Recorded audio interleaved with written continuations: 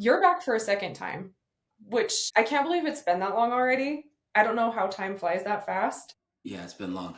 It has been a long time. I for some reason I feel like it was just last spring, and Nicole's like, It definitely was not." Yeah, no, it wasn't. Yeah, no, it wasn't.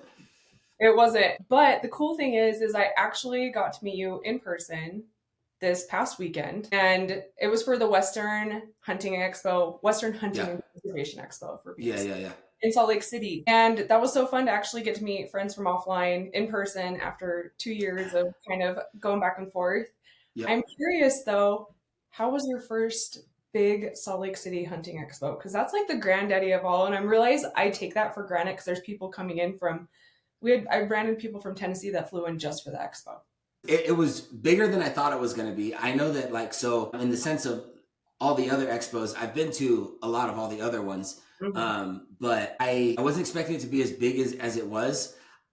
Based on my understanding, I had a lot of people tell me it was more of like, which honestly, now that I think about it, I think I wasn't just like putting it together. But I was being told that it was a very blue collar type expo, which I'm a blue collar guy. So when I got there, I was really surprised at how big it was. Coming from all the other expos, like Dallas Safari Club, SCI, Sheep Show. I've been to all of those a few times. SCI I thought was the biggest one that I've been to, but the Hunt Expo trumped that for sure. I mean, it was like, you had the one big main building, and then, it literally was like making full turns in the sense of like from one huge building, going and then turning to the left, and then there's another huge building. And either way, it was great because it was so big. There was a ton of people, but it was really nice. It was really nice to see a lot of stuff. It felt like you could easily in some of the expos, it feels like you could walk through this stuff in like a day. You know what I mean? And it's just like, okay, like what, I'm supposed to be here for 2 or 3 days. What am I going to do? But there it felt like I could easily spend at least 2 days walking through everything, which is, I see why they do it from Thursday to Sunday. They give people time just because it is so big. So overall, I thought it was fantastic. Actually, it was my favorite out of all the ones that I've done. That one is my favorite Oh, that's now. cool to hear. Yeah. Because I've had the opportunity to go to like all the other ones that everyone's always hearing about. Yeah. Yeah. Yeah. Yeah. To be able to compare that. Do you feel like it was more like blue collar? Oh yeah, I feel like the dynamic of people, all of those people that were there showing off all their stuff. A lot of the shows that I go to, it's all high end stuff. And again, I'm a blue collar dude. I work. I'm a contractor, and so I go to some of these other shows, and you go to their booth, and they're like, "Oh, we want X and X for this." And I'm just thinking in my head, like, there's no way that I'm going to pay for that. You know what I mean? Or there's no way that I would pay for that particularly. Maybe something else, but not that one. And so going to all those, I don't want to say higher end shows, but the shows where, you get the guys, you get the dudes that fly in on the private jets, and, you get the guys that are there to spend $100,000 on a single hunt. You know, I mean, I'm not knocking any of them, but, for instance, like Sheep Show, you get guys that are bidding 1.3 on a sheep tag,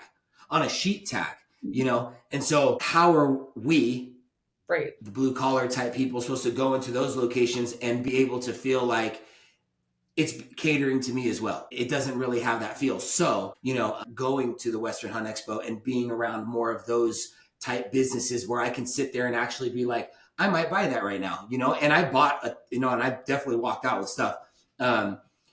But again, it's a different dynamic of people, and I really enjoyed the Hunt Expo substantially more than I have all the other ones in the sense of the show as a whole. Yeah. Yeah. No, that's true. And I think too, like they do a good job of doing like a melody of that too. Like it's kind of like a Hmm. chess mix. But it like you're able to go there and you can purchase stuff and support local businesses or Hmm. support other people in the outdoor industry that you've been able to watch online over all these years. But then also there are a few of those scattered big hunts Yeah, that yeah. And I noticed that there wasn't very many outfitters there.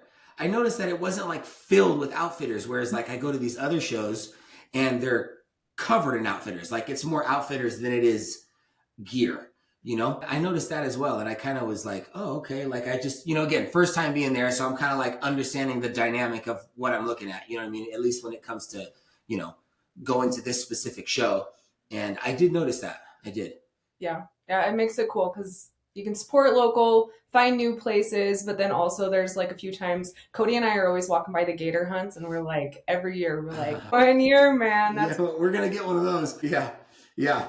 on the bucket list.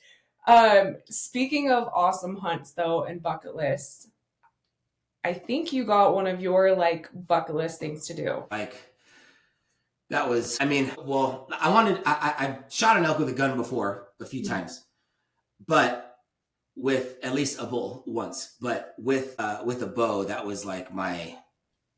This has to be done, and it still is the same for me. I still feel the same about it, even though I did, make that achievement for myself. It's still on my list of like, now it's more like a every year thing for me. You know what I mean? Like I have to do it every year. But yes, I did this year, or I should say 2024, I did. And it was a happy moment for sure. Yeah. Awesome. A happy and sad moment at the same time. Yeah. Can you walk us through that hunt? Because I Yeah. know it's been a long time coming because you are a guy, like you said, blue collar, hard worker. Like Yeah. you're grinding, you're out there putting in the fucking work, Yeah. Yeah. miles. Yeah. This isn't me like, I don't have money to pay for, outfitters, and, I don't have access to like ranch land or anything like that, which sometimes is a little bit like I'll say this, I could have access to ranch land. I could, but I just feel like there's a part of me that wants to keep like grinding at it, and that's what I like about it. It's the grind. Yeah, we all get tired of like grinding on it, whatever it is that we're doing, whether it's hunting or any other aspect of something that you enjoy. Grinding at it is what we have to do for it. You know what I mean? And we as humans naturally try to find an easier way to grind and still make the achievement, right? So there's that part of me. Of course, when you're like 2-3 weeks in and you've been just crushing yourself, and yeah, you start to be like, man, can I pay an access fee to somebody's ranch? Is that something that I can do, without taking away from the experience that I want to experience? But yeah, it was a grind for sure. This year was a grind. Yeah. Oh man. I started in September. Obviously, the hunt season in Montana starts last year. If I remember correctly, it was September 8th. But either way, so we started the season and we had this great spot, and I put so much time into this area. I mean, I hung game cameras. I was there. I mean, at least two times a week, and I'm talking. It's about, give or take, it's about a 4 mile hike, and there's like this saddle at the top that has a really good view of like the entire surrounding area as well as the mountainside on the other side. So it has a really good, deep canyon views on both sides, almost 360. So it's definitely a good spot where we just, me and my hunting buddy, we'd go out there and just go sit up there, in the evening, just go take some food. Like we're just glassing. Like this is like early August, and man, we were seeing some good sign. I mean, it was just on the game cameras. We were getting a bunch of, a bunch of bulls, obviously in velvet, but like there was a couple of them in there, especially as a public land hunter, which I am very much a public land hunter, something that I would shoot. You know what I mean? It's like, especially here in Montana, just getting in close on a bull is extremely difficult. And for those that have done it, know it, but it's like, sometimes you just got to take what you get. And sometimes it ain't the biggest bull that you want, but it's the bull that's right there in front of you. You know what I mean? Yeah. So we go to this spot. We're just really just pushing on it in the sense of like watching it, checking game cameras. I mean, I have like 4 cameras up there, and, I'm there, and night before hunting season kicks off, we pack out. I got my tent, I got everything in there, and we're hiking out. We get about 3 miles in, set up camp, and the next day we wake up and it's just dead silent. There's nothing, no elk bugling, no nothing. And this is the thing, is like, we have been game cameraing this area. We know there's elk here. They have been here as of yesterday. They were here. You know what I mean? So it's like, we just kind of were like, okay, maybe they're just quiet this morning. Maybe they'll wake up, in the or in the evening, and just obviously no plans have changed. It's day one. So day one starts, We go up in these mountains, and we go up on this ridge that we usually go to. We cross, and on the other side, I'm just going to say it. On the other side, there is a because I'm being watchful of what I say, because I people get it. know And if me. you need me to take it out, I will. Yeah, it's fine. Okay. So we go over the mountainside. We get on the other side, and on the other side of that is a huge area of farmland. Okay. Now, mind you, it's been like it's like the evening now. We haven't heard a thing, haven't seen a fucking thing. We're just like, dude, what the fuck? Like, I don't understand, because we were getting them on the camera in the daytime. I'm talking like just walking around. And so we get to the other side, we look over, and there's about 400 head of elk on this guy's property, and they're just hanging out. Green alfalfa fields. They're chilling. And me and him sat there. I'll tell you what, I haven't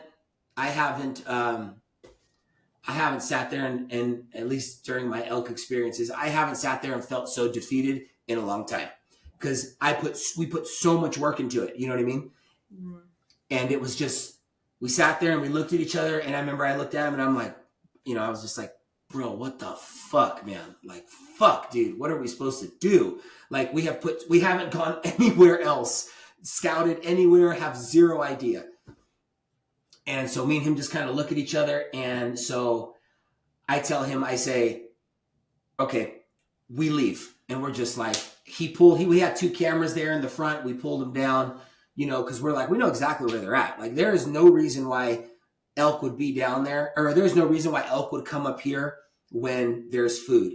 Now, I don't really know like what happened between like maybe a couple days before elk season started. I don't know what like immediately drove them down there, because we literally had footage of them up there all day, like 11 o'clock, 2 cows walking by, or 2 in the afternoon, I got a bull just like coming by this camera and like moving around in the trees, either way, we didn't really know what happened. So we just kind of said, okay, fuck it. Like, let's just go back to camp. Let's fucking eat. I'm starving, and let's just kind of think about what we're gonna do here. So we're walking back. We get back to camp. I had some shout out to Willie's Distillery in Ennis, Montana, because I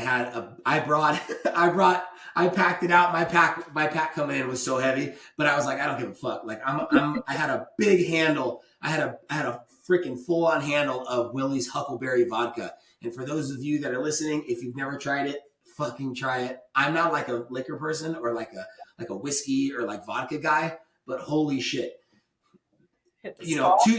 Oh my God, 2 shots, and like, so like 2 shots of I'm gonna give everybody a little drink here in the woods that I enjoy if I have some of this vodka on me. So it's 2 shots of vodka, do like 8 to 10 ounces of water, and then do one of the Crystal Lights, just because the flavor is like really strong. Yeah, like a specific Crystal Light flavor? I would do like, so the lemonade, and then the raspberry lemonade. That's the one. Yeah, raspberry lemonade. It's one of them like that. Okay. And it's just like the flavor mixed with the already Huckleberry vodka. You can't even taste it, because you'll just keep smashing them like, oh my God, I don't taste anything. It's just the flavor. Either way, long rant in the other direction. So we sit there. I make some drinks, for me and him. We're just, we're just kind of defeated. And I make some food, and I think I was eating some of my wife's sourdough bread. I think she had made us 2 rolls before we left, because we were planning on being there for at least 4 to 5 days. So either way, we're eating the sourdough, and I think I had some like Uncle Ben's rice. I like to take the Uncle Ben's rice, and then I get the Nestle chicken noodle soup, the little powder packets. They're like white square packets. You know what I'm talking about? Yeah. Okay, so I put that in a jet boil. See, I'm just giving people ideas, okay? So this is me just giving people ideas. Okay, I like it because it's super heavy, and it makes me feel super full. So I get the rice, I pour it in. It's the Uncle Ben's pre-made rice, usually when you microwave for like a minute. Yeah. I put that in there, stirred up. I add a little extra water. And then I put the chicken noodle soup packet in there, and I mix it up all together. It sounds weird. It sounds kind of like, oh, this guy's high and he's eating because he's like, he's having the munchies. But it's really good and it's really heavy. So it makes you feel full, especially being out in the woods. It's like, I don't like eating and then being like, fuck, I'm still hungry. You know what I mean? Right. I don't like that feeling. Either way, so I'm making that and we're just kind of like bantering back and forth. I said, listen, I said, they've obviously been out there for a couple of days and let's see what happens in the morning. Let's let's do this whole thing again. We'll do the same day. And then we're going to come back and then we're going to fucking talk. Okay. And he's like, all right. After spending months on the mountain, hunting, soaking up all that natural sunlight, the days are now getting shorter and colder. I don't even have to tell you this. I personally have experienced that this time of year affects my vitamin D levels to be low, which impacts things like my mood and energy levels, just to name two things. I'm preparing to keep my vitamin D levels where they should be with the help of Mountain Op's vitamin D3 plus K2 gummies. These are delicious strawberry gummies that are a convenient way to help you get more vitamin D intake every day. Adding this to my daily routine has helped me conquer my days, whether I'm on the mountain, in the gym, working, or being a spouse and parent. You can get your Mountain Ops vitamin D3 plus K2 gummies at mountainops.com today. A few of our favorite other things in the cooler months that we love from Mountain Ops are their down jackets, their merino wool collections, their hoodies, the Slumber cider and salted caramel drinks. I love sipping on a warm drink in the winter. And we love our deep, restful, rejuvenating sleep. Hydration is also super important in the wintertime too. So be sure to check out their pineapple hydrate. It's the one back there. This is their new flavor and it seriously tastes like a Dole Whip. My kids love this hydrate. And because I just looked back there and I realized what else I have back there, Ignite. Need I say more? Energy and focus. To shop our favorites and help donate a meal to a child in need, go to mountainops.com and use our code BRIT, that's BRITT, for 20% off. Again, that's mountainops.com and use our code BRIT, BRITT, for 20% off. So next day, wake up super early, do the same thing. Same fucking thing. They're out there in the front. They haven't moved. Like we checked the cameras. They never came up. You know what I mean? So we know, again, there's no reason for them to come out of that area. The predator situation is probably really low, obviously down there, other than maybe the guy who owns the property that's hunting them, but he's only popping maybe one at a time. So we walk back and, we're just kind of like, okay, like, what are we going to do here? Like, cause holy shit, like the area that we've been scouting since like June, you know what I mean? For almost 3 months is not what it is. It's just, and they have no reason to come up here at all. There's water down there. There's alfalfa, which to those that know like horses and stuff like that, which I do, that's like candy to them. You know what I mean? So for them, why would you leave? That's like somebody putting a kid in a room full of Snicker bars on the floor. And like, why is the kid ever going to leave? So I look at him, we get back to our camp, haven't eaten or anything. I look at him and I go, there is one place we could go. And I know it very well. And he was like, okay. And he's never been to this area. It's just an area, I don't know, we just never really went. And I look at him and I go, I know this one place. I said, but I'm going to tell you right now, it's fucking gnarly as fuck. Like it is, I am not shitting you. It is fucking bad. I was like, and to just add to that, like, holy shitness of it, this area has like the most bears in like the southwestern part of Montana than anywhere else in Montana, other than maybe like up in the glacier area. I said, so, there's elk in there. I was like, but it's fucking nasty. And it is potentially dangerous. Every year that I've been there, and I've been going there now for about 4 years, every year that I go there, somebody gets charged by a bear. Typically there's a bear that's either shot or gets shot at. They had a tracker in this area, like where they were tracking bear migration and bear movement in the area. Off of one of the main trails, they had like a bear trap set up so that it could be collared and tagged and the DNA, whatever blood stuff they do. And 2 years ago, they had 64 bears in that one trap. 64 bears. 64 bears. Now, I don't know if that's like 10 of the same bear. All I know is they had 64 traps.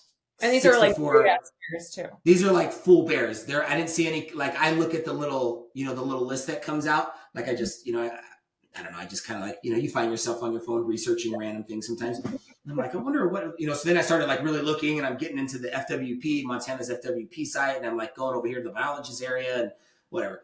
either way, I don't know if it was all the same bears, but there were no cubs. I know that.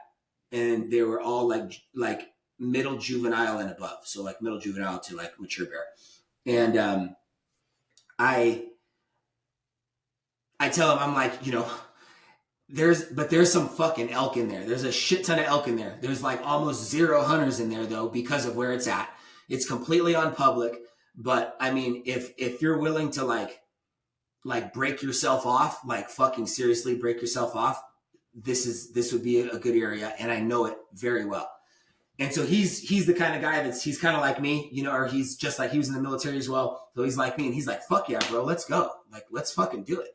Oh, we pack up that night after hunting all day. We pack up all our shit. I have a little Garmin messenger. So I get on my phone and I text my wife, Nicole, and I say, hey, I'm like, we're coming home right now. And she's like, wait, what do you mean? And I'm like, we're packing up the site, as she knows where the site's at in relation to where our truck is. And it's about a 3.5 mile walk. It's like 7:30, 8 o'clock at night, or 8 o'clock at not really night. The sun hasn't really gone down yet, but needless to say, we pack all the essential shit up and we go. And I think we got home at like my house, probably around like 11 or 12 o'clock at night, finally. So we hike the distance, get in the truck, throw everything in there, get home. I think I made like some freaking sandwiches real quick. And me and him, he just crashed on the couch. I went upstairs, I fell in bed and, I took a shower though. But I made sure I cleaned myself. I made sure, almost 3 days of walking in the woods, fuck. Either way. So like, I shower. So we get up again at 4 a.m. and I take him to this place and it's back there. It's back there as fuck. And, we get out and I mean, first off, the temperature change from where we were at to where we are at now. It went from like 65, 60 to like 31. Whoa. There's like a little bit of snow at the top in some of these, I want to say they're not like the jagged mountains, but like on these like big round mountains. They're not like the granite ones. Those ones have snow on them almost all the time. But needless to say, immediately the temperature difference. We're in the parking lot. I'm like putting my shit on. I grab my bow and there's like maybe 4 or 5 cars, 1 horse trailer for like an outfitter that goes in the same area. And mind you, this area is massive. And I never really run into people. That's how big of an area it is. I'm hearing 2 elk already just going back and forth. One's bugling and then, second or 2 later, there's another one. And he's looking at me and this is like his first real like elk experience. He's done some elk hunting in the past, but it was on cows, and it was like in the winter. He enjoys hunting. He just never really like put it in for elk. Like he wasn't like, I'm hard for elk kind of a thing. Yeah. Sorry to say it that way, but you know what I mean? At least for people that hunt elk like me, like, yeah, I am. Elk, like see how happy I get, see the smile. Oh, yeah. The best. And so he's like, fuck man, like, let's go. So, we go out there. Okay. So we get into him a few times and we start to realize that, obviously he starts to realize really fast, like first there's fucking bears everywhere. I mean, there are tracks on the trails. Like I'm talking mama bear and little cubs tracks. You know what I mean? Like everything that you can think of is there. Okay. See a couple mountain lions, wolves, and so by like this first week, he's like, and mind you, like I'm hunting day. Now this is about 45 minutes to an hour from my house. So I'm pretty much going home every night. I'm like, fuck it. Like I'm not setting up camp. He lives in Bozeman. So he's like, I'm going to bring my camper out there. And I'm like, okay, well, if you want, you come to my house, shower up and go back to the camper for a day or two, like whatever. So at this point, I've pretty much saved everything that I need for the year, money wise. I'm not working. I am like I am focused. Yeah. I am just, yeah, exactly. Like as best that I can, obviously being a contractor, I have employees. So if there's something serious, then, obviously, hey, I'm not hunting today. But needless to say, I have like prepared my whole fucking year for this like 4 weeks. And he starts to realize like, this is going to be difficult. Like this is going to be fucking hard. Like if we actually shoot something in here, like this is going to be serious. Like, this isn't going to be like, hanging out in somebody's fucking ranch and somebody pulls up with a side-by-side. Like, this is not that, And I told him, I'm like, exactly. But that's what keeps so many people away from it is that grind. Like I said, that grind, there has to be a little bit of ease of the grind for them to still reach the goal. And I said, this is all grind, bro. That's all this is. There's no ease on this. Like, this is a grind from the start to the stop. And so we put about 2.5, 3 weeks in. And I literally I've been home maybe like 6 days. So like, I come home for like 2 days and then I'm gone. I come home for like 2 days and I'm gone. I'm pretty much like coming home, making sure the grass is cut, it's stuff like that. Like dad Right. shit. You know what I mean? Like, okay, let's go grocery shopping. I'll help you, also going grocery shopping with her because I don't want her out. I'm just like, I'm there helping you doing groceries, so she sees me there helping. And Let me hunt. Yeah. I helped you at Costco. Now I want to go for 3 days. And so I'm just, so we're just grinding it out, really hitting it. And so then finally one night, it's like 2 or 3 in the afternoon. And, it's at this point where I'm at, it snows at this point up there. So by mid-September, you're going to get caught in a little bit of snow here and there. So either way, it starts to snow. I'm like laying under a tree. I'm like kind of falling asleep. I got my head on my gear and I'm like laying next to my bow. Every time I fall asleep though, when I am in the woods, because I do fall asleep in the woods, it's comfortable to me. But I have my hand on my pistol. Like I sleep. Country. I was thinking like mountain nap is one of my favorites because I'm not a big napper, but there's something fun. Oh, but you were telling me about this country, and I was like, "Damn." Yeah. No. Yeah, because after some point, like you get so tired, you know what I mean, that it's just like, every day you're waking up, and let me just remind you, like I'm putting in miles every day. I'm putting in somewhere between 8 to 12 miles, depending. And you're just like timber too, where you're saying it's gnarly. Oh yeah. You're like crawling over deadfall. Yeah, you're like, this is like. It's a really harsh area is really what it is, which is why there's also a lot of animals there, but it is an extremely harsh area. Like it is not a place there where I would take somebody that is not only physically fit, but also mentally fit. You need to be mentally fit to be out there. You really do. So it's kind of snowing. It's cold. And I'm like huddled up in like I'm under a tree and I got my hand. I usually like jam my thumb under my holster, and I'll put my hand around it. But the reason I do that is because like how when as you sleep, you lose grip on something, your hand just kind of falls out. Well, I jam my thumb under it, so my thumb just kind of gets stuck.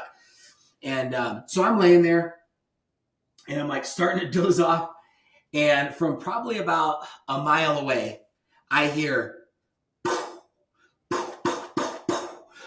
I'm talking like somewhere between like 12 and 15 shots. I get up, I look at my friend, he looks at me, and I'm like, holy shit, that was like right over down the hill. Like probably about, maybe somewhere between like a half a mile and a mile away. And at this point, we know from a lot of the hunters that we talk to, especially in the parking lot, everybody's kind of there at the same time. And everybody kind of walks off, roughly at the same time. So you're kind of seeing the same dudes. And then obviously you make friends too as well. So everybody has the same goal, and you're just there shooting the shit in the morning. Either way, we hear it, and we know from everybody else that there's been a ton of bear sightings in the area. You know what I mean? The bears know, especially during hunting season, especially in this area, people that are down in elk. They're taking what they, taking their meat, they're taking their legs, they're taking their back strap and whatever else they can pull off it in a successful amount of time without putting yourself in a situation, because there will be a situation if you take your time. The bears know to come in. Oh man, it's like clockwork. There's elk, whether it's a cow or a bull, there's elk dying around here within the circumference of like 10 to 12 miles for sure. So they know. So me and him look at each other and we're just like, holy shit, man, that was like decently close. Like we always walk in that ridge direction. And so we come back that night. Nothing really happens that day. We come back, and the guy we run into one of the dudes that we've seen that we've kind of become friends with. And we're like, hey, brother, what's up, man? You know, how was your day? And he's like, fuck, dude. He's like, we came back at like 1 o'clock. And we're like, why? What happened? I was like, would you get, you know, and I'm even like, do you need some help? Like, you know, everybody, all these bow hunters, especially that come to this area, everybody is very much in support of each other, you know, especially when you start to make friends there, because everybody's coming back like, you know, everybody's coming back fucking killed. So we all have this like little bit of camaraderie that kind of starts, you know, every archery season in this place. But they're like, no, we had a bear charge us, a mom with some cubs. And I was like, you know, they obviously shot at it. He's like, I don't even know if we hit it. We called the FWP. Like, you know, we've been waiting since like 2-3 o'clock because that's when they got back and had some service, you know. So they're just waiting and we're like, holy shit. Like, okay, you know, well, glad you guys are okay and whatever. Okay. So I'm in the woods now probably about 3 weeks hunting every fucking day. Pretty much other than like Sunday, which, you know, we go out, I come home on Saturday, we go out I take my wife out to breakfast, you know what I mean? Like, you know, just, yeah, especially when you're gone like that, you know, but she understands it's like a goal of mine. So she's like, okay, I get it. Like, all right, you know, and I'm going to go into that later, but you know, she's like, okay, I get it. Like, I understand that, you know, it's something you want to do. And she's probably just like, he's just being a fucking dude. You know what I mean? Like, you know, just from an outside perspective, she is rooting you on. Yeah. Okay. Good. Okay. So okay. Good. So she's like, good. I can't wait to hear from him. Like this morning. No, you got a good one. Okay. Good. Okay. So, well, that makes me feel better now. So now I can stay 6 days instead of 5 days in the woods. Oh, sorry, Paul. Yeah. Damn it! Shut up. So, you know, I come back for like a day, and you know, and I head back. Okay. Good morning. A lot of bugling. I'm ripping them. We can like hear them moving through trees and like have a good morning. Just it doesn't happen. And for all those hunters out there, especially bow hunters, you'll get within like 100 yards, and then it's like that's when the fucking money is. Like, you know, that's where the real hunting starts. And so later on that afternoon, see a lot of bear tracks, you know, and as a matter of fact, I have a picture with my foot next to one, and it's huge. I mean, I wear like a 10 and a half boot, depending on the brand, but with Schnee's, I wear a 10. So I have like I have a size 10 boot on, and this bear track, it's literally going from almost the top to the bottom of my boot. I'll, you know, maybe I'll send you the picture and you could show it. And then I have my foot sideways on this bear pad. And I mean, it is almost fully as long as my foot is in both directions. It's fucking huge. But so we know there's bears in the area. So either way, you know, and that's just a given. Like you kind of get used to it. You know what I mean? At first it's scary. You're like walking through all the trees, like, you know, you got your bow on your back, but you're like gripping your pistol the whole time. You know what I mean? It's like, that's how it feels. You know, so you're kind of just walking through trees, you know, but then at this point, I don't want to say it like this, but it's like, fuck it. Bear grabs my foot, I'm just going to shoot it. Like, whatever, man. Like, I'm going to go to sleep. I'm hungry. I'm tired. You know what I mean? At this point, I'll fist fight a bear. It's just like, whatever. I just want this to kind of end. You know, I just want this to be over. I want the achievement to be made, and I want it to be over. So it's about 3-4 in the afternoon. We're sitting on this ridge. There's a river that's running at the bottom of this draw, like a decent sized river. And, you know, it's obviously a whole nother mountainside on the other side. We're sitting there, and I think I was eating like Ritz peanut butter crackers or something like that. And I'm sitting there, and I hear an elk bugle, but I hear it directly in front of me. So I know he has to either be on the other side, because the way like the sound is coming, like as if he's looking at me on the mountain. For people that have hunted, you know, and especially like elk during archery, like you can tell when an elk bugles directly in your direction or when he's like looking up the mountain. There's a sound difference. And I hear it, and I'm like, holy shit, that's like right there. Like if I had a gun, if I could have seen him through the trees, I would have took like a cross canyon type shot. I get up and I'm like, you know, I put up my binoculars, and sure as shit, I can see him from my, like, you know, from my mountainside onto this mountainside. And again, the river is going through it, and I can see him, and I wake up my friend, and I'm like, dude, I'm like right there. And so like he looks, and we're like, let's fucking go for it. Cause he was really bugling. So we got to go all the way down, cross this fucking river, which I cross, you know, there's like a felled tree. I cross this river on a felled tree. We get across, I'm bugling, And he is fucking responding right back to me, bugling, you know, and then he's going for it. And we start going up, you know, obviously it's kind of getting towards the evening now. It was probably like maybe like 5:36. You know what I mean? I don't really remember where the sun lies at that time of the year, but either way, it's like kind of getting dark. It's there, it's getting there, but it's not there. And especially at the bottom of the draw, it's getting a lot darker than it is up there. You know, so either way, I'm playing the wind, I'm watching the wind, and I'm like, you know, I kind of just keep following. I know he's up here somewhere, but I just keep kind of moving in this direction because my wind is moving with the river. You know what I mean? It's moving down. So I kind of like, I'm wrapping around him, and I start to make my way up the same mountainside, and I'm bugling. And then I got my buddy behind me, and he's like throwing out a cow call here and there. And I'm sitting there, and at this point I have my bow out. I have my little 360 camera on. It sits on like a little pole behind my backpack. Mm-hmm. Like I'm sitting there, and I mean, like, I know he's here somewhere. Complete silence. I'm sitting there holding the bow. I'm holding my release, and I'm just kind of like looking up, like I'm just trying to see him. So there's like a little bit of a hill in front of me on this mountain, right? So you got the mountainside, and there's like a little bit of a hill. You know how mountains are. There's like little hills and draws, and as you're going up, I'm at the bottom of what is like this little, like maybe 10-foot like hill. Okay, like a little indention in the ground that kind of dips a little lower. I'm standing there, and I fucking look up, and this fucking elk comes out right in front of me. Like I could have hawked a good loogie and hit him. Like, you know what I mean? Like that's how close. Yeah. And I'm standing there, and like I don't want to draw because at this point I'm like, I'm just gonna put my top pin because I mean there's almost no way I can fucking miss. Like I'm just gonna fucking put the pin right in the dead center, and I'm just gonna let it, you know, I'm gonna let it fly.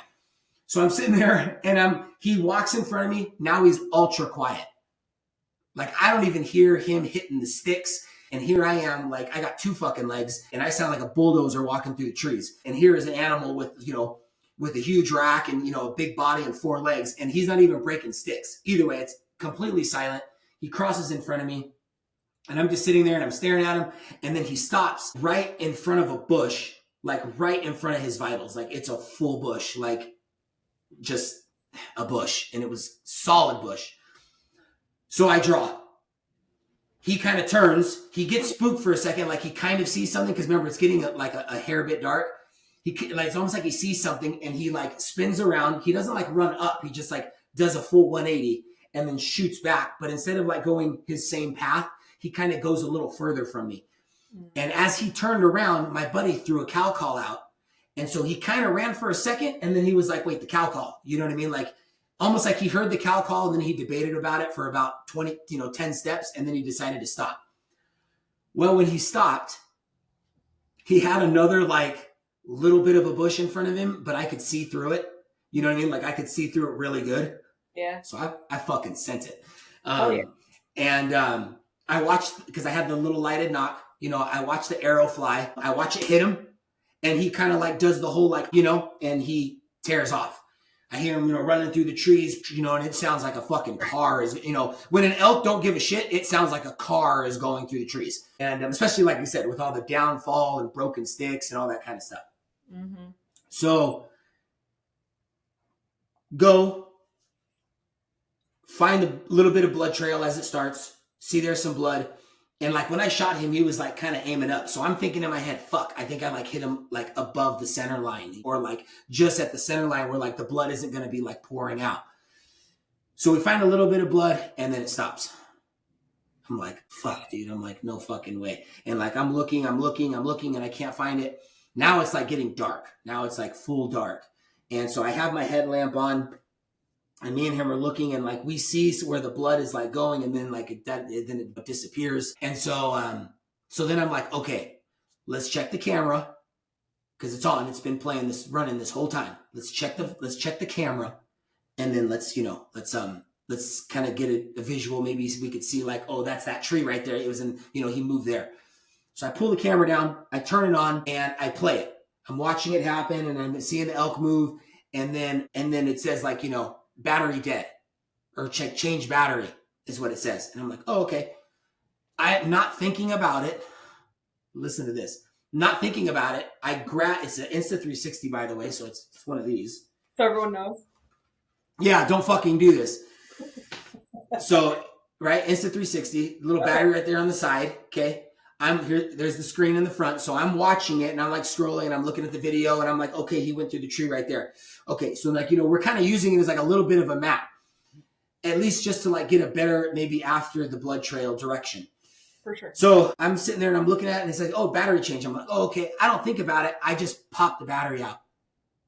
Okay. Now, apparently, obviously, since the new model, it's been fixed, but apparently there's a bug in the Insta3 where if you pull the battery out while it's on, it will sometimes erase the memory card. Sometimes, and it was your one time. My one time I've ever done that ever. And I've used Insta360s for a while now and I've never had that happen. I don't really remember pulling one out while it was just on. Maybe I usually shut it off and did it, but either way, in the moment, I fucking pulled it out, slid it back in. Then it was saying file corrupt. And I'm like, what the fuck? I'm like, okay, like I don't have time. It's like totally black outside. I'm looking at my friend and I'm like, bro, let's fucking bounce, dude. Like this is bad spot to be, especially at fucking night. Like we need to go, and he's like, yeah, let's get out of here. And I'm like, well, fucking come back. I pin it on my Onyx and come back the next day. Come back with another friend and we go looking. We searched for almost a mile away from where I shot it. Actually, a little over a mile, to be honest. And we never find him. Just because the weather is getting colder doesn't mean you shouldn't be thinking about upgrading your cooler. We still have plenty of adventures to take, food to keep cold while you're going on them, and you want to keep them from getting soggy. There's nothing worse than reaching in for like your snack and the paper's wet and soggy or your cheese is soggy. Plus, you want to be able to keep those drinks cold, keep those mountains blue and the water refreshing after that hike. Not to mention, be able to keep your meat cold on the way to the butcher or taking it home. So, where are you going to put all that? In a cooler that's ultra lightweight? Are you going to be able to keep those drinks cold, those mountains blue, and your food organized? Are you going to be able to keep those snacks easily accessible? How about knowing that your cooler can float upright every time? No need to panic on the duck boat anymore. Rugged Road Coolers offer all this. And they have new sizing. They have the smaller V25. This can hold up to 25 12-ounce cans. It's kind of like a cool, bigger version of a lunch pill, but it still has all of our favorite features of the Rugged Road, the flip top, and the snack rack. Plus, now they have the big daddy of them all, the 115. This sucker will hold some meat, and we're excited ours is currently on its way. Like I mentioned, the Rugged Road is ultra lightweight. As you can see, one hand, it has this flip top, which I think would be super nice come duck season to be able to, one, sit on an extra bench, and then two, be able to sit and make your food on something, some cup holders as well. And then, like I mentioned, inside it does have the snack rack. So you've got a place to put your things, a divider so you know whose drinks go where and what. And it has top of the line ice retention. To get your new cooler, go to ruggedroadoutdoors.com and use our code LONG, that's LONG, for 10% off your next cooler. Tell them we sent you by going to ruggedroadoutdoors.com and use our code LONG again for 10% off your next order. So about 10 days go by. So now this is like end of September. At this point, I'm like, fuck this. I love elk hunting and, and that's a part of the whole why I love it, because it's so much like, fuck this sometimes, Yeah. but at the same time, being there is reminding me why I enjoy it so much. It's really about the struggle for me. It's not just about shooting the elk. You know what I mean? And, if my elk season had ended 3 days in, I kind of would have been a little upset. I want it to happen, but then I would have just turned my attention to everybody else. Like my buddy's like, dude, I will fucking come out there every day with you and bugle for you. Like, I don't want the experience to be short.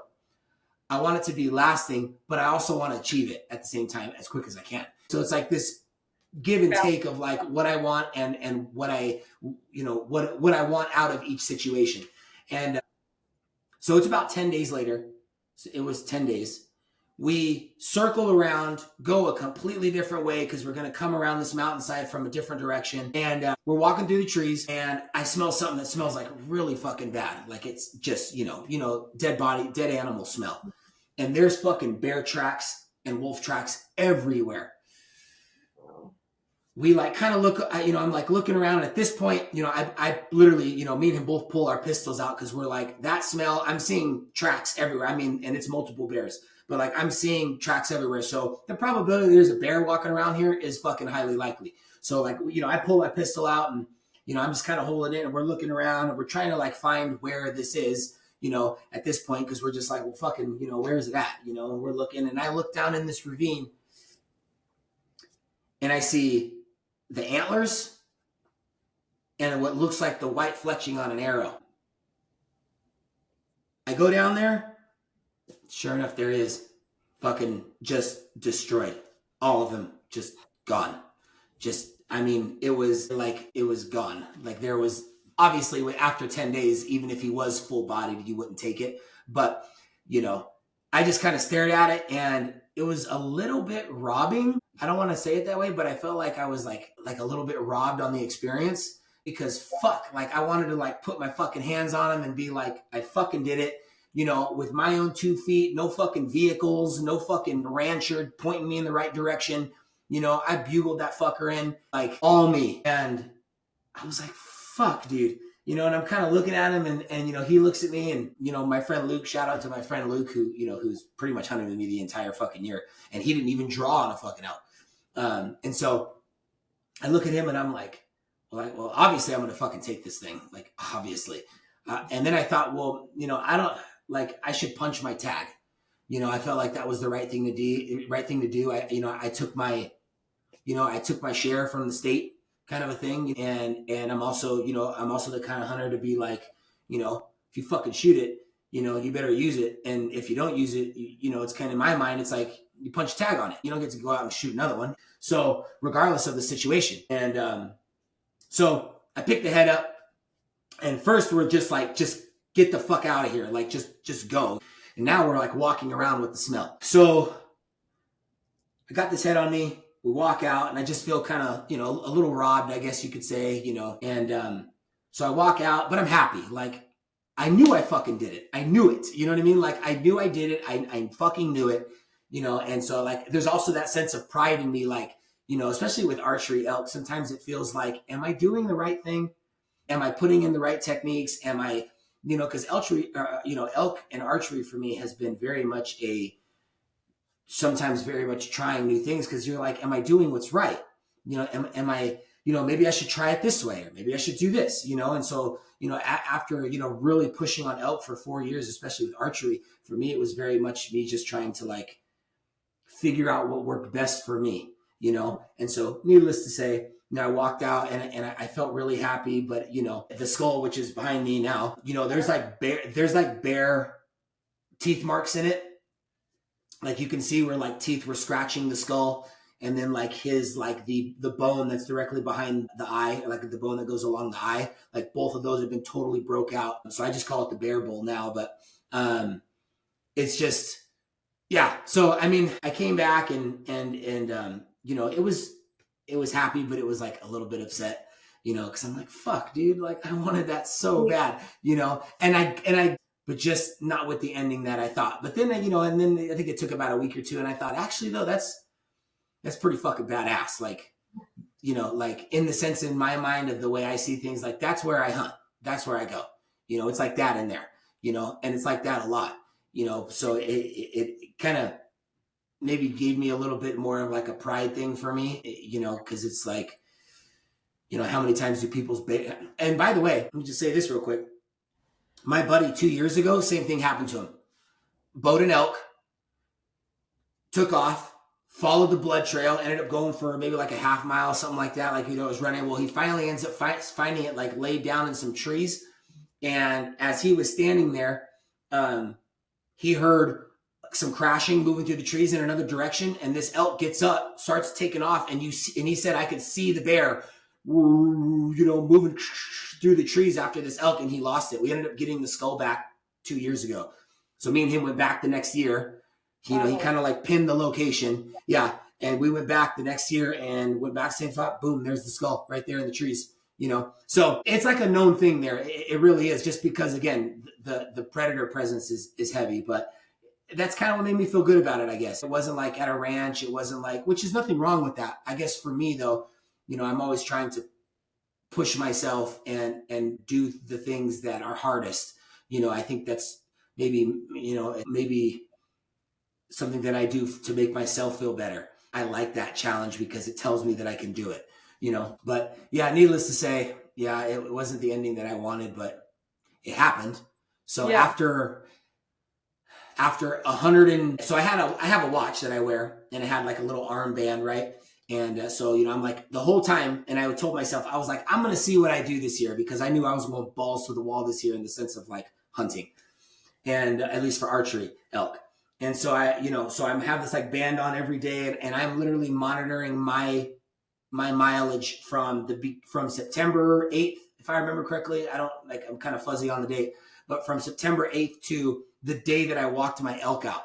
Because the next day I did a post, and just in my stories, like something really, real fast, I guess. But I did 120 miles in 4 weeks. So, and that's not hunting. Hard miles too. Yeah, hard miles. And I did 28,000 feet elevation gain during that time. So like walking up Everest from seafloor, which is about where it's at. But yeah, I mean, like, but then I see that and I'm like, fuck yeah. You know what I mean? Like, that's what I'm talking about. Like, that's, regardless of how it ended, like, dude, I fucking stuck that bull, and I was destroyed that day. I was tired, and we didn't even fucking find him, Yeah. And to think like me, we'd have to, I was thinking, start a fire and, chop up some fucking, chop up some backstrap, and just, that's dinner for the night, which sounds great, honestly. But, it definitely gave me a sense of pride. So, I mean, the ending might not have been what I wanted it to be, but, Now you have like a new goal to get to.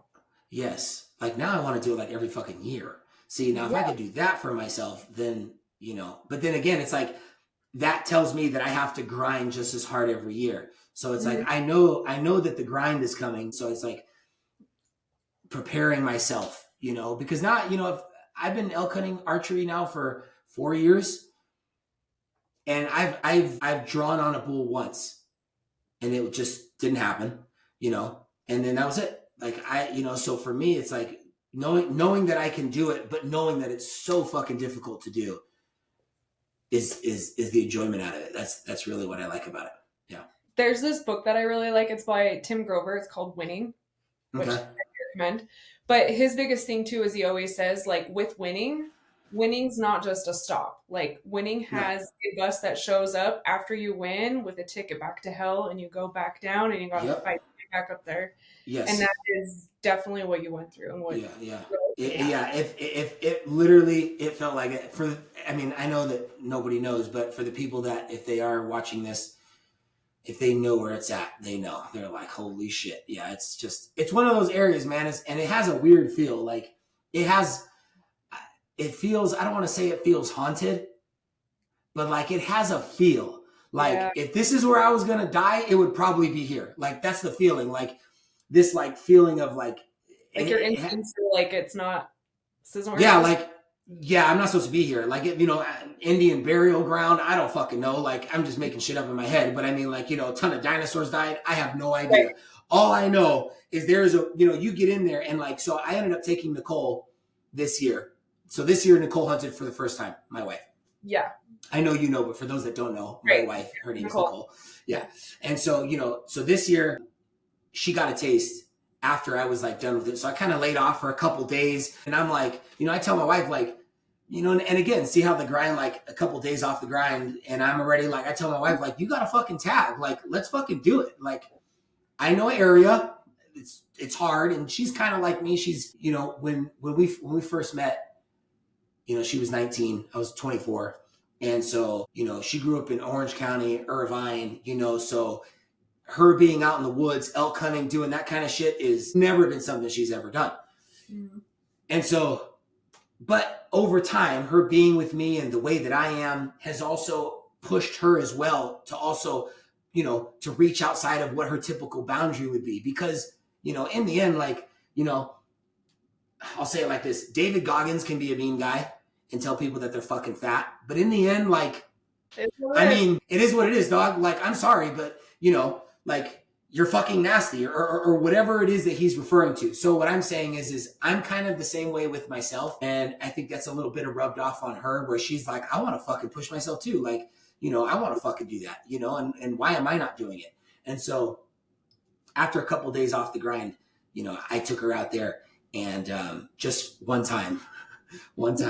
And so we get up to one of the ridges, and it's a really nice ridge, great fucking views. You can see fucking just jagged peaks. I mean, it is fucking an incredible place to just sit.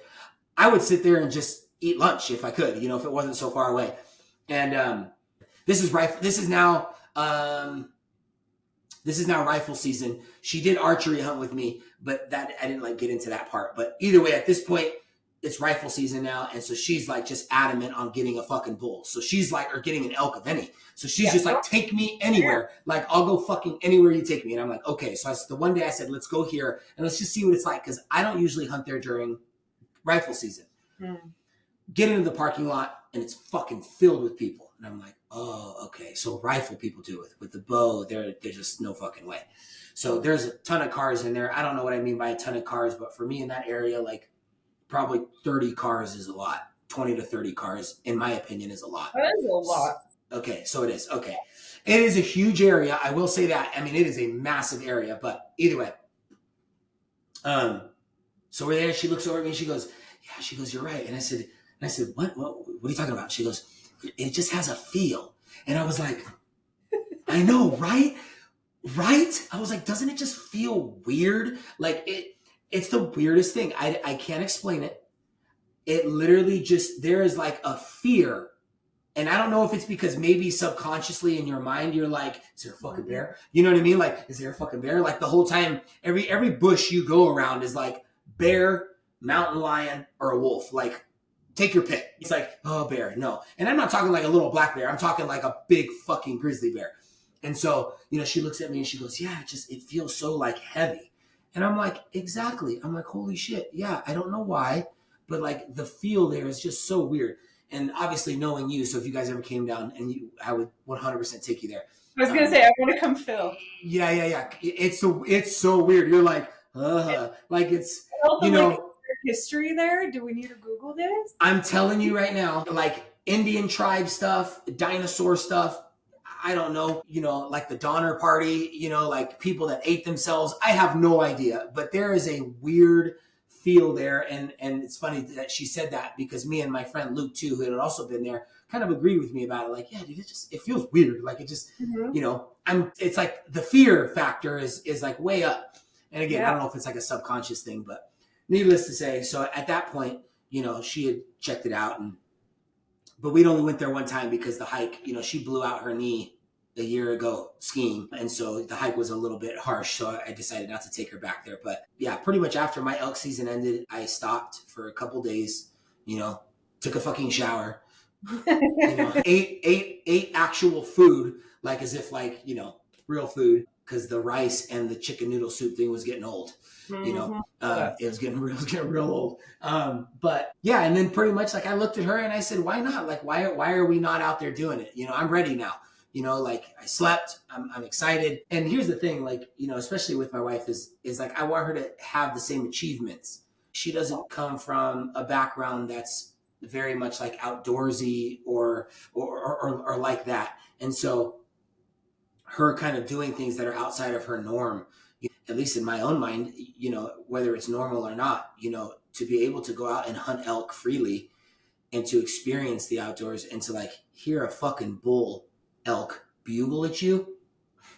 I really don't care what anybody fucking says. I love hunting.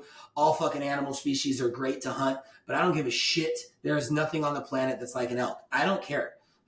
Nothing comes at you like an elk. Nothing will come straight at you like an elk will, responding and having some kind of elky conversation. And so I'm telling her this and I'm I'll take you one spot. This is the beginning of archery. The story I told you about with the other area, that was at rifle. Because she, at this point, she was just I just want to shoot anything. And I got the gun now, so let's just fucking do it. I'll go anywhere you take me.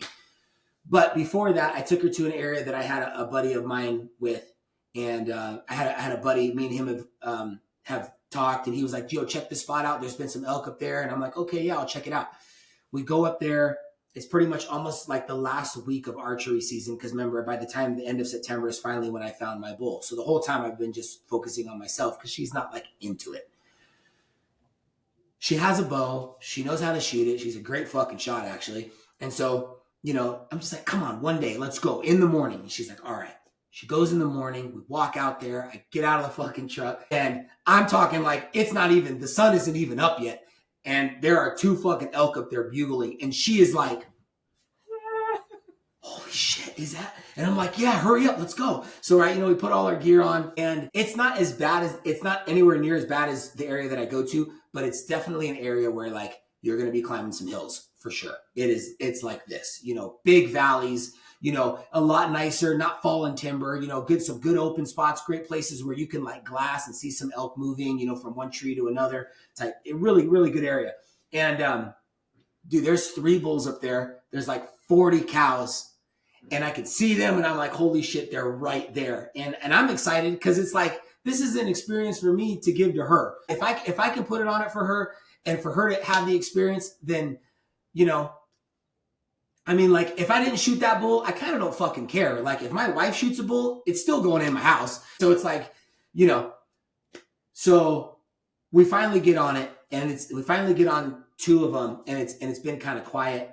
And, we haven't heard anything. We haven't heard any more bugles since like early morning. And it's probably about 7:30, 8 o'clock. So the sun is like up, but it's still like orange. And man, she hears this fucking bull bugle. Like, we had no idea. We were just sitting there, and I'm like checking the wind. And this bull bugles, and it's like right in front of her face. I'm talking like maybe somewhere between like 75 and 100 yards. And her face lit up like just shock, like the sound, you know. And he obviously, I think he was, I mean, from the way it sounded, like he was obviously looking down. We were coming uphill, you know, we're like playing the wind's dropping. So we're like coming up on him, and they're like in some trees or something right there. Well, he must have been like looking directly in our fucking direction, because it's like I could hear the heat in his voice, like the spit in his mouth. And she looks at me and she goes, oh my God, like that. And I'm like, ain't that fucking right? I'm like, let's go, come on, you know, because now she's hyping me up, because I'm like, fuck yeah, like I love seeing that.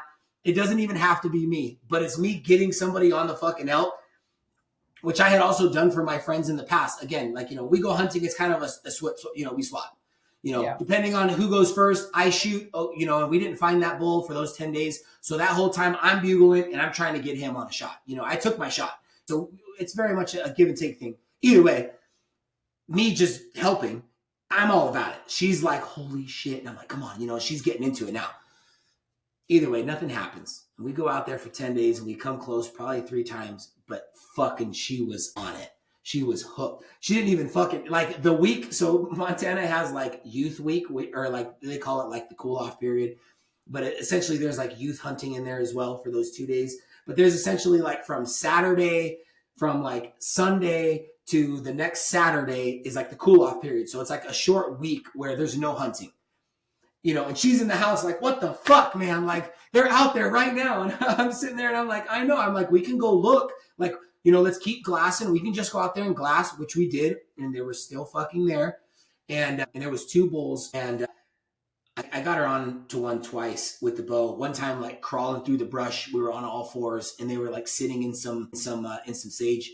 Either way, she got good experience out of it, good enough for her to like really be on it. And she didn't end up shooting an elk this year. She did take a really nice whitetail buck though this year, which was like her first ever. I mean, she did it with a gun, but now she's like adamant on the bow. Like, I've done it with a gun, but like the bow is a totally different feel, you know, and it's a total different situation. But she just, you know, when she shot the deer, we ended up going with a buddy of mine. He goes and hunts up in northern Montana.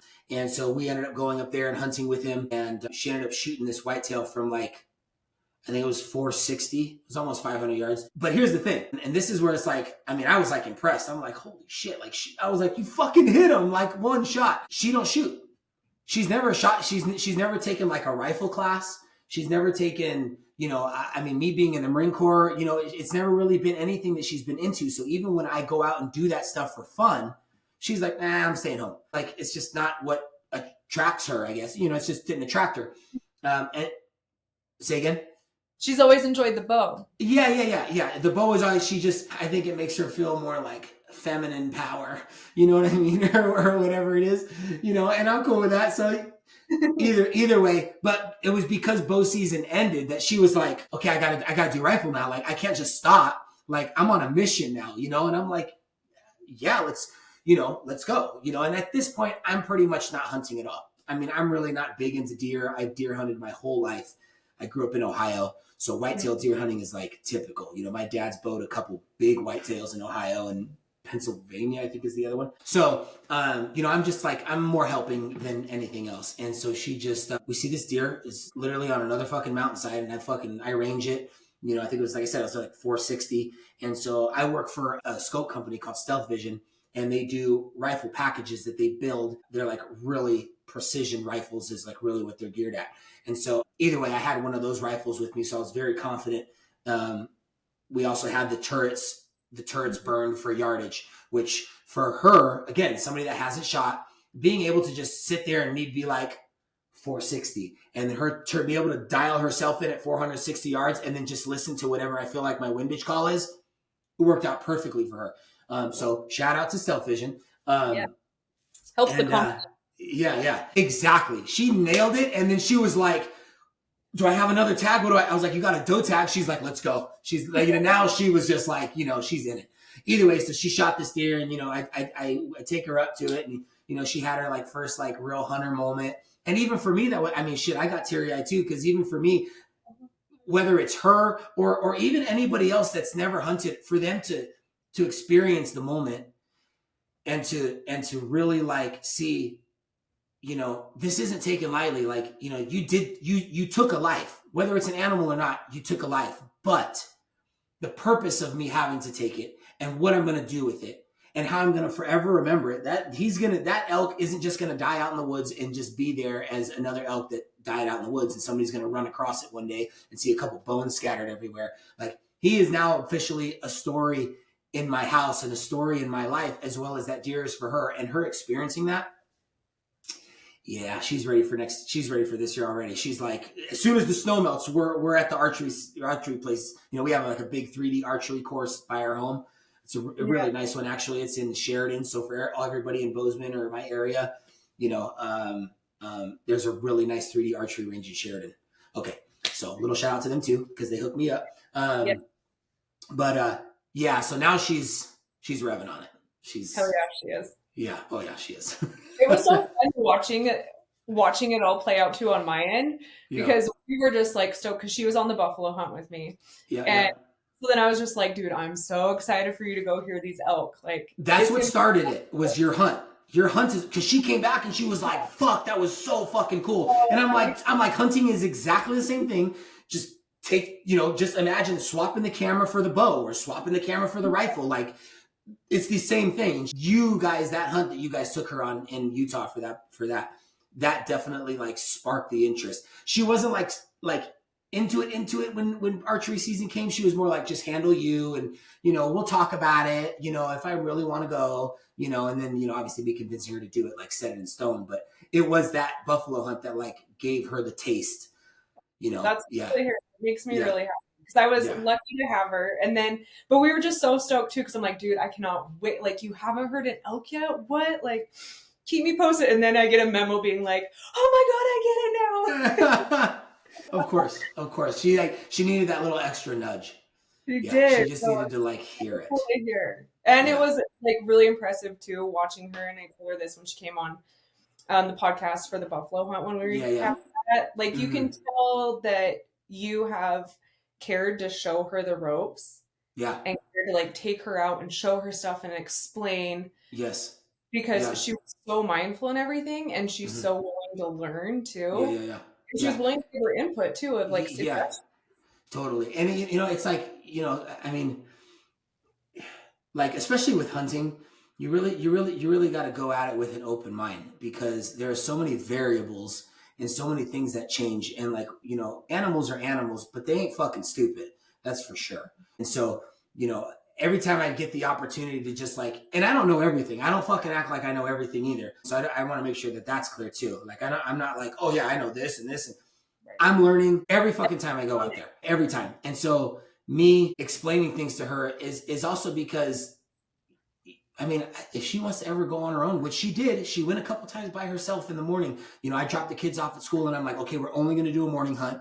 Meet me. You know, she downloaded on X. You know, this is very much out of her realm. I married like, you know, the tan chick with blonde hair, surfer type California chick. You know what I mean? Like, you know, I mean, Jesus, I met her at a pool party. So it's like, this is very much out of her realm, you know? And so like, I'm sitting there and I'm showing her these things and you know, she obviously, you know, like you said, you start to gain the confidence. So she's like, I'm going to go out there by myself. I'll meet you in the morning. I said, okay, like meet me here stay here.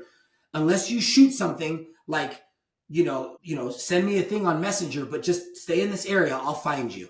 You know, she's like, okay. So either way, the confidence of her being able to go out by herself and like, there might not be as many bears in that area as there is in the area where I typically go archery elk hunting, but there's fucking bears out there. There's still bears out there, you know, and, you know, so her being confident with, you know, she carries a 357 mag.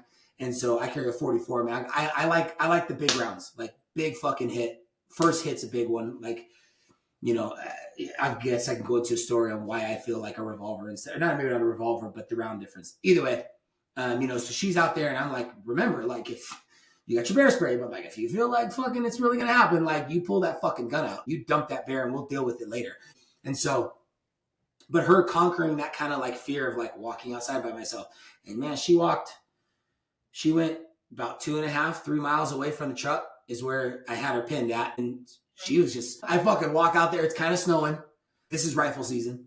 It's kind of snowing. I walk out there and like, I'm looking at my pin. I'm like, okay, she's got to be in here unless, so I'm checking my phone too, because we have the Garmin messengers, right? So we can, the little box one where it turns your phone into the satellite phone, not like the little one with the antenna. So I'm like checking my cell phone. I'm looking at it and I'm like, she hasn't messaged me. So I'm like looking around and like all of a sudden, like I see her turn her head back and there she is like fully camoed up, like nestled under like, you know, under some brush. And I'm like, man, Hunter, I'm going to say it like this as in a good way. I'm like, man, Hunter bitch for sure. Like she is fucking like, you know, I mean, she's like in it, like, you know, like she is dialed. She is fucking focused. So I see her and I go walk over there and hey, you know, I give her a kiss, whatever, you know, I bring some snacks and, you know, I always carry a shit ton of like good snacks. Good man. Yeah. I mean, you know, hey, I get hungry too. And then I get frustrated. All of, you know, if I just was eating a fucking Snicker bar, you know what I mean? That could just be me, you know? And so needless to say, you know, it was really good to see her grow like that. But I was glad that I was able to like give her the confidence and the information that she's, you know, cause she's also gone out there when I shoot sheep, you know, so she's hearing me do things and seeing me do things and talking to me about things and asking me like, well, what do you think about this? And like, you know, so, you know, she's learned a lot and enough to at least go out into a fairly remote area and be confident out there. It wasn't like the same place where I go, but it's definitely an area where there's predators out there for sure. It's Southwest Montana. Like there's fucking bears everywhere. They fucking walk in the middle of town. It's like, there's bears everywhere. So the probability of you running into one is definitely on the higher end of likely. You know, I don't want to, but I was glad that she was able to feel good about it, you know, and feel like, hey, I'm strong enough in myself to be able to walk out there and like, I'm gonna shoot a fucking elk. Hell yeah. You know, and I said, shoot it. I was like, you know, I literally had her screen record a video on YouTube of how to gut the elk. Cause I've showed her a few times, but like when you're there in the moment, and you see how fucking big it is, you're like, oh shit, like that's way bigger than what I fucking thought. Like that is not a really big deer. That's like a really big cow. It's like the size is big. And so I had to, you know, record a video.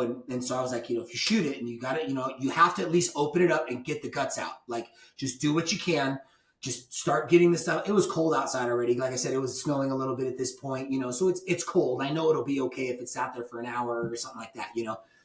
Just open it up and like get the temperature down. So either way, I had her screen record how to field dress an animal. You know, the guy was doing an elk. And so, you know, she was like, you know, yeah, well, because like, I don't know, you know, she could fucking do it. And I hope, and I wish she would, but I have to like prepare her. Cause I can't have her standing there like, oh shit. Like, what do I do now? Like, I'm just staring at this fucking 600-700 pound bull elk or whatever it is. So I try to keep her prepared, but I was really glad that she was able to like grab the confidence and do that, you know. Now I know this year, shit. Yeah, I mean, watch she's out. over here telling me, yeah, she's over here. We were at the Hunt Expo. And she's over here like, yeah, she's like, we should go look at some outfitters. Like, she's telling me now, and I'm like, you know, oh yeah, I'm geeking off it. I'm like, hell yeah, let's go look at some outfitters. Let's fucking go ask people to hunt. Like, Yeah, you know, now you I got don't gotta, I don't gotta like finagle the Costco run anymore. And now it's just like, you want to go hunt, you know? So yeah, yeah. smart. What things do you think you've done to help her build that confidence? Because I think there's a lot of people listening where their wives are getting a little interested now in hunting that, like you said, or like the Valley Girl, or just never wanted to go. Yeah. Just somebody that never really, I think really honestly what it is just being out in the woods. Like there is the confidence that you gain. I don't know if it's confidence or it's like feeling as though you get used to the situation. And that's why bear attacks when they happen are so like, right? Because the whole time, you know, you're walking through the woods, it never happens. You know, you're just like, I've been through the nastiest shit, and I've never. I mean, I have had a bear encounter, but I'm saying like for the average, I'm saying for people, you know, if they've never had one, there's a lot more comfortability there because it's like, oh, I get told there's bears around here all the time, but I've never even fucking seen one. You know what I mean? And then that one comes out, and you're like, oh fuck! It's like, oh shit, I wasn't expecting that. Okay, so I think a little bit of that is just having her be outside with me, which, you know, like I told you at the beginning of the season where I was going up to the camera areas, we were setting up cameras in that initial spot that we thought was going to be the area where me and him would punch tags. You know, she was going up there with me when I would go and he couldn't, which was, you know, shit, almost once a week, you know. And then, you know, we also enjoy hiking in the sense of hiking for health reasons. So I just like being outside in the mountains. I don't need to be outside the mountains for a reason. I don't care. Like, I just want to go outside and like eat a fucking egg sandwich on the top of some mountain somewhere, and I'm happy. Like, it doesn't have to be for anything. And she has come with me fucking, I mean, you know, at least half of the time, you know. So I think for most people that are trying to get their women to like get into hunting, or you just need to like take them out there even when it's not the hunting time, because the comfortability comes with associating, like, I've been here before. I know where I'm at. I know this trail. I know exactly where this goes, and I know exactly how to turn around and come back. There's comfortability there. I think also, like, I'm going to laugh when I say this because it's definitely her. Like, it's me, but it's her too. I'm very much like a preparer. I'm not like a doomsday prepper or anything like that. I'm not saying it in that way. But what I am saying is like, I am very much a prepared person in my head. So everything that I have on me pack-wise is down to a T. I know I need this here. I need this here. I have that back there. I got a medical kit. I got this. I got, you know, whatever it is that I may need. And I'm always very prepared because I've been in situations where I haven't. And I think for her, me, every time I would go out, I'd be like, okay, I got your back. I got your water filled. You know, you got your med kit in the back. I got an extra jacket in there for you. Like, I'm packing her pack.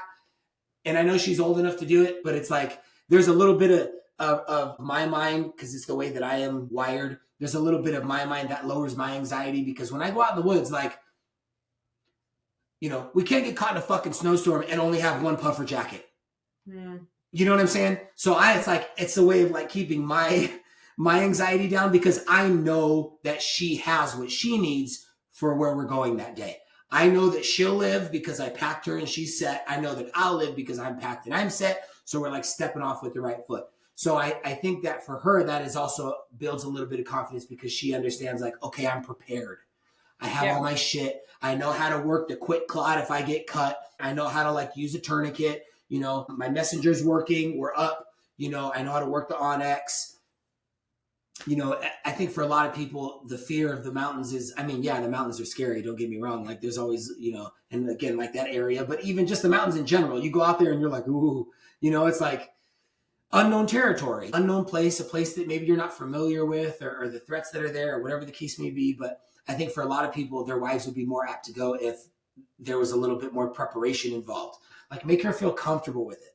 You know what I mean? I know you're like the man, and you're like, you know, the man of the house type thing. And oh, I got it, don't worry. But like, she carries a gun because like a bear could easily grab me instead of her. So I needed her to be as much prepared as I am to protect either one of us, whether it's myself or her, and then her obviously vice versa.